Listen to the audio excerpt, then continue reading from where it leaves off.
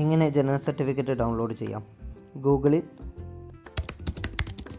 smart.lstkerala.gov.in search ചെയ്യുക.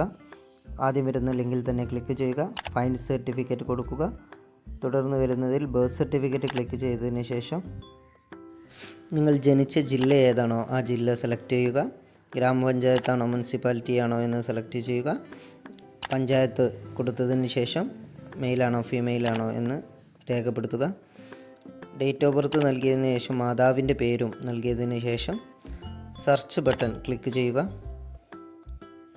തുടർന്ന് വരുന്ന ഐക്കണിൽ ക്ലിക്ക് ചെയ്തതിന് ശേഷം I am not a robot എന്നത് ക്ലിക്ക് ചെയ്യുക. അവിടെ നിങ്ങൾക്ക് നിങ്ങളുടെ ജനന സർട്ടിഫിക്കറ്റ് കാണാൻ സാധിക്കും. ഇവിടുന്ന് ഡൗൺലോഡ് ചെയ്ത് സേവ് ചെയ്യാം.